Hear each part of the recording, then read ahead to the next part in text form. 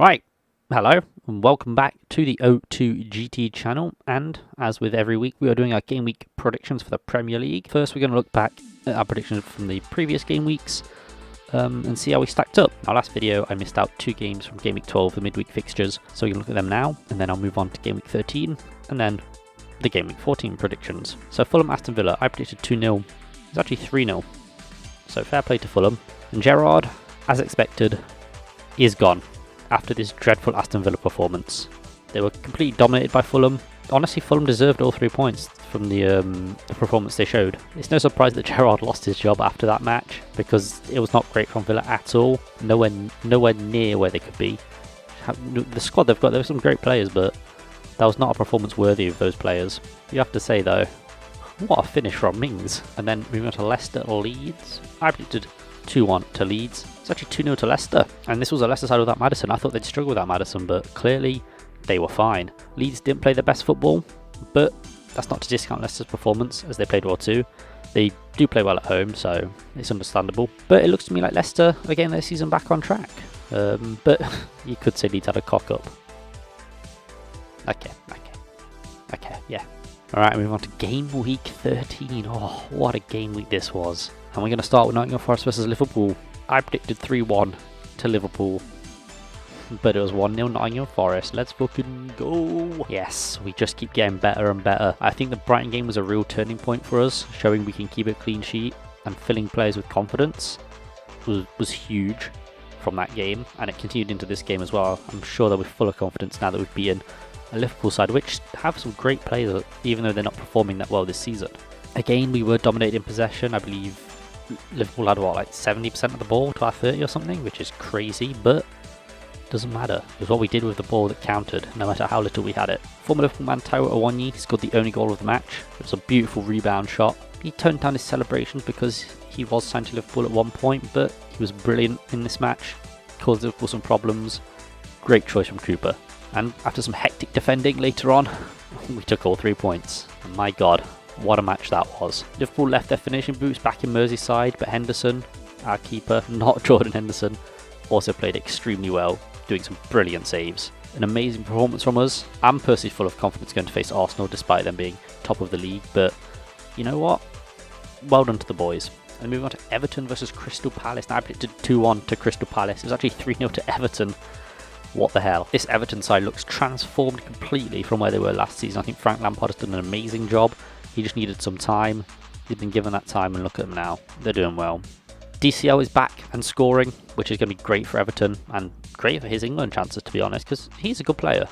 He's a good player, but I'm not sure if he'll have enough game time or remain fit for the World Cup, but that remains to be seen. Anyway, I think the person we need to be talking about is Alex Iwobi. He didn't get on the score sheet for this match, but he's a brilliant player and was involved in each of the goals that Everton scored in this match. Honestly, his season so far has been incredible. I'd be surprised if he was still at Everton at the end of the year or end of the season, because I feel like some bigger clubs might be sniffing around him now. Palace had a couple spells during the match and a couple of chances as well, but they couldn't really make anything stick. They couldn't really get anything going, and they were shut out by Everton. So fair play. And then we move on to Man City versus Brighton Hove Albion. I predicted 4-0 to City, but it was actually 3-1. Another game and another Haaland goal. Man City were once again unstoppable, despite Brighton holding more of the ball, which is quite shocking, to be honest. De Zerbi is still searching for those first 3 points, and while nobody expects him to get anything against City, being able to have more possession is a very positive display from this Brighton side, and it's something they can build on into their next fixture. What a goal from Trossard as well. Since De Zerbi's been in charge of Brighton, Trossard has scored all 4 goals. Kind of crazy to think about, but he's finally ended their goal scoring drought, so hopefully they can kick on a bit and start getting those points that De Zerbi desperately needs. And the final Saturday fixture is Chelsea versus Manchester United. I predicted 3-2. It's actually a 1-1 draw. And this was a tactical masterclass from both managers. Potter and Ten Hag are very tactical managers, and their prowess was on full display here. You could see them changing formations. You know, it was good to see. Manchester United had a great start but couldn't capitalise on any of the chances they had, and Chelsea changed formation and then took over. They brought on Kovacic and really dominated that midfield afterwards. The scoring was opened by a Jorginho penalty, really stupidly given. I mean, McTominay came on and then rugby tackled him to the floor, which wasn't the best move from McTominay, but we move. And he gave Chelsea the lead and it looked like they would win this match, but a last minute Casemiro header ensured the points were shared in the most drawn fixture in the Premier League. I don't know why I predicted anything other than a draw, to be honest. And then move on to Sunday's fixtures. We've got Wolverhampton Wanderers versus Leicester City. I predicted 2-1 to Leicester. My god, it was actually 4-0. While Leicester only had 38% of the ball, they put 4 past the struggling Wolves side. This lifted Leicester out of the relegation zone, and it seems like they're really kicking on with their season, as I said in my Gameweek12 reaction. Wolves had 61% of the ball, but could not finish any of their chances, and it cost them dearly. I wouldn't say Leicester dominated, despite the scoreline, but they played well with brilliant flashes throughout, and Ward is looking a lot better too. It seems his confidence has really been built on after keeping 3 clean sheets, so fair play. And then move on to Aston Villa versus Brentford. Now predicted 2-1 to Brentford, but it's actually 4-0 to Villa. Now Gerrard is gone. Villa have been unshackled, it seems. It was crazy just watching their 2 performances side by side. They look like a completely different side. And it was a brilliant performance, especially when compared to those previous matches. Raya did put in some great saves to save Brentford's blushes, but Villa could not stop scoring. Ings was brilliant in the box, and Leon Bailey had a cracking game right from the off. An amazing performance from Villa, considering where they've been recently. And then we move on to Southampton versus Arsenal. I predicted 3-0 to Arsenal. It's actually 1-0. It was a combination of Arsenal not being clinical enough in front of goal, and some shocking refereeing that saw Arsenal drop points at St Mary's. Arsenal were dominant throughout the majority of the game, but did not manage to kill off the game during that time. But it was brilliant play from Southampton for that equaliser, and they did have good flashes throughout the match, despite Arsenal probably being the better side throughout most of that match. The refereeing decisions were very odd, I'll say, but at the end of the day, they drop points. What can you do? And then move on to Leeds versus Fulham. I predicted 2-1 to Fulham. It was actually 3-2 to Fulham. Leeds slumped to their 4th successive loss, and they haven't won a match since they humiliated Chelsea earlier in the season. This game was tied for the majority of the match, but Fulham broke the deadlock and had another goal for good measure. I think it was more Fulham not giving up and playing exceptionally well to come back from behind instead of Leeds not being a great team. But saying that, Leeds' defence was shocking, and this match could have easily been much greater margin than just a single goal. I'm not sure what Jesse Marshall is doing, but his job might be in trouble despite words from the board, because Leeds fans, they're not really happy with him at the moment. And then move on to the final Sunday match, which is Tottenham versus Newcastle. I predicted a 2-2 draw. It was actually 2-1 to Newcastle, so fair play to the Geordies. And it took Newcastle into the top 4, as they took the game to Tottenham and came away with all 3 points. Almiron was once again on the score sheet. He's in incredible form at the moment. I guess that Jack Grealish comment really kicked him up the arse, because he's just been scoring like there's no tomorrow. Lloris had an absolute howler for the first goal. I'm not sure what he was thinking, but he's a professional keeper who's been in the game for ages. Why have you done this? Newcastle dominated large periods of the match, and it seems to be a regular thing against Tottenham that they keep getting dominated when they really should be winning these matches. And so Tottenham didn't really have much of a chance to get into a rhythm. Yeah, they scored a goal, but they couldn't kill off the game. Newcastle were the better team throughout. And then finally move on to the Monday fixture of West Ham United versus Bournemouth. I predicted 2-1 to West Ham. It was actually 2-0. Fair play. And this saw West Ham move into the top 10 after beating Bournemouth in London. The Hammers silenced the Cherries despite some contentious handball decisions. I'll leave them up to your discretion. I think if you support Bournemouth, you'll think they were harsh, and if you don't support Bournemouth, you probably won't care. But despite that, it was a fairly even game. Slanky did go off injured though, so it's looking like Bournemouth could be without one of their star players for a couple of weeks, depending how bad his injury is. He's not their only star player, of course, but he is one of them. So it might not be good for Bournemouth. But fair play to West Ham for getting all 3 points. It was an interesting week for fixtures. We saw a lot of goals from clubs you didn't expect to be scoring a lot of goals. And we saw some very good upsets. My boys Nottingham Forest. Oh. So yeah, let's move on to the Gameweek 14 predictions, and we're going to start off with the Saturday fixtures and Leicester City versus Manchester City. Now Leicester have started playing well this season and have kept 3 clean sheets in their last 3 matches. However, none of the teams had Haaland like Man City do.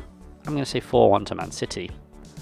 I do think Leicester will score again because they're in great form at the moment. Maddison came back, scored a goal. He's back, boys. But Manchester City are Manchester City, and they have the best striker in the league, maybe even the world at the moment.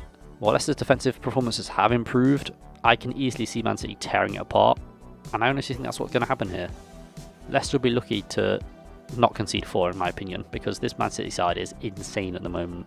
Although saying that, they have stumbled at parts during this season, so you never know. Leicester could be a banana skin, but I can't really see that happening, to be honest. And then we move on to Newcastle United versus Aston Villa. Now, if Gerrard was still in charge of this Villa side, I'd say that Villa were nailed on to lose. However, after smashing Brentford, I'm not so sure.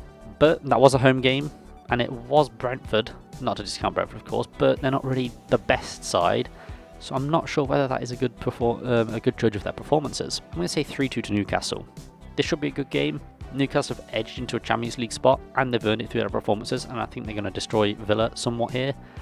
But I think Villa, if they can keep playing the way they did against Brentford, they'll survive this season, but I can't see them breaking down this Newcastle side. I can't see many teams doing it this season, to be honest, let alone Aston Villa. In some good news for Villa fans, they've just appointed Unai Emery as their new head coach. However, he won't be in charge for this match because his work permit issues. He won't be in the dugout until November.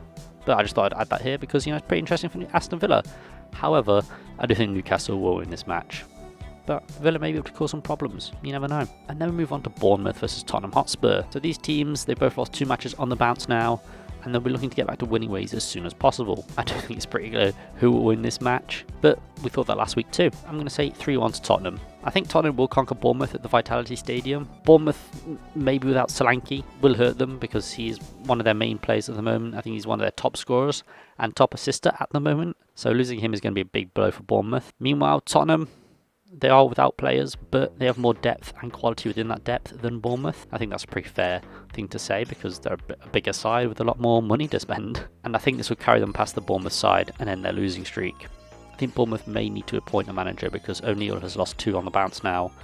And if it gets any worse, he could be in trouble. And then we move on to Brighton Hove Albion versus Chelsea. Graham Potter will travel back down to Brighton to face his old club in the Amex. Potter's time at Chelsea has been good. He's been on good form, winning games, drawing games. I don't think he's lost a single game yet in charge. I may be wrong. He hasn't lost in the league at least. I'm going to say 2-0 to Chelsea. I think Potter will be able to see off his old side here.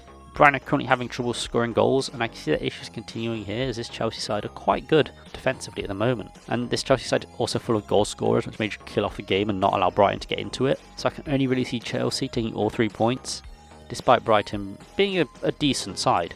There's something needs to click so they can start scoring goals, and I'm not sure that'll happen here. And then move on to Crystal Palace versus Southampton. Southampton will be feeling good going into this match after holding top of the league Arsenal to a draw at St Mary's, but that was at St Mary's. It's a different story when you're at Sellers Park. I think this could be a similar story here. Now, despite being away, I could see a similar thing happening here. This Southampton side, they're very surprising this season. I'm going to say 1-0 because Palace's form is just all over at the moment. While both sides have quality players who know how to score goals, I can't see either team causing the other one too much trouble. They've got players like Zaha, Eze, Aribo and Adams, and they'll be looking to get the names on the score sheet and help their side get all 3 points. But I just don't think each side will be able to break the other one down. I can't see them registering many shots on target, let alone goals on either side. Palace will be looking to bounce back from that 3-0 defeat to Everton, but this Boyd Southampton side will make it very, very tough. I think it'll end in a draw, to be honest. And then move on to Brentford versus Wolverhampton Wanderers. Now, Brentford are hosting a floundering Wolves side who are currently stranded in the relegation zone. Brentford will be looking to turn around their recent form and start winning games again, and I think this is the match they'll do it. I'm going to say 2-0 to Brentford. I think the Bees will be able to beat this current Wolves side, to be honest. I think anybody could, to be fair, maybe with the exception of Nottingham Forest, but we've improved since our Wolves game, so, it might be playtime. Both sides did get pumped 4-0 at the weekend, which is actually quite surprising. But I do feel like Brentford are the better side. Brentford have players like Tony and Mbeumo who do not have problems scoring goals, whereas Wolves, their goal problems, they're still there. Those 2 Brentford players, they might even be on the score sheet against Wolves because they're going to be looking to scoring after posting a blank at the weekend. Moving on to Fulham versus Everton. This will be an interesting clash as both Everton and Fulham are playing some good football this season, but Fulham have scored double the goals that Everton have, but have also conceded almost double as well. I'm going to say a 2-2 draw. I think this will be a good clash to watch as Everton have become a great defensive unit with the likes of Cody and Tarkowski working beautifully together, but Mitrovic will be out and about looking to score goals, and it takes a lot for him to blank, so I can see him scoring here as well. If TCL stays fit though, I'm sure he's going to bag as well because he's a brilliant striker. It's not really a shock that Everton still have him after he's been injured for so long, but if he manages to stay fit, I'm not sure it'd be Everton at the moment. You know what? I think it's a very even matchup between 2 sides, 2-2. And then our final Saturday game of the week, and it sees Liverpool host Leeds United. We've just covered Everton, let's move to their Merseyside rivals in Liverpool. Both Liverpool and Leeds have had a torrid time at the weekend, with both sides failing to register points. I'm going to say 3-0 to Liverpool though. Despite Liverpool not managing to score last week, they're still a good side and far superior to the Leeds side, which are currently slipping into the relegation zone. Leeds may have been able to scrape a goal if it wasn't Anfield, but unfortunately it is. and I cannot see them scoring. I think Liverpool will keep all 3 points in Merseyside. I know they lost to Nottingham Forest, but they're still a good team. I don't think any team should discount Liverpool. They just turned up at Nottingham Forest, thought they were going to win it because we're bottom of the league, and they didn't. So it was really an attitude problem, if anything. But I think at home, they were like, right, we got to beat this Leeds side. We got to stop the rot. And then the Sunday games, and we have my beloved Nottingham Forest travelling to London to face Arsenal. Top of the league, host bottom of the league, as the Gunners face Nottingham Forest. These teams share some history, with Forest being the reason Arsenal wear red nowadays. The win over Liverpool have filled Forest with confidence, but this Arsenal side are playing very, very well. I'm going to say 2-1 to Arsenal. I don't think it'll be an easy game for Arsenal, as many may see it, because Forest have improved their defence drastically, keeping a clean sheet in their last 2 matches. But with this Arsenal side, they're definitely going to score. Look at their attacking lineup, it is terrifying. However, we did face them in the FA Cup last year and ran out 1-0 winners at home, thanks to a very last minute grab and goal. But these 2 sides are very different to the sides that faced back then, and I think it'll be a much different story at the Emirates. And finally, Manchester United versus West Ham United. A top 10 clash as Manchester United host West Ham United. This will be a tough one for both sides. United have been on better form throughout the season and arguably have the better squad too, but West Ham are starting to improve their performances. I'm going to say a 2-2 draw. I think it'll be a draw because, as I said, both teams are very evenly matched at the moment. And this West Ham side, their form has got better. They're starting to score goals. Bowen, Skamaka, they're starting to fire. So you know what? It very much could be a draw here. I see both sides showing the points at Old Trafford. Despite Manchester United having a better performance so far this season, we've seen it before though. We've seen teams drop points to teams they should beat, and I think that might be what happens here. So yeah, that's been my Game Week 14 predictions. If you have enjoyed, be sure to leave a like and subscribe. I've been O2GT. If you have any predictions of your own, leave them in the comments. I'd love to read them, love to see what you're thinking. Cheers, to see you guys in my next video. Peace.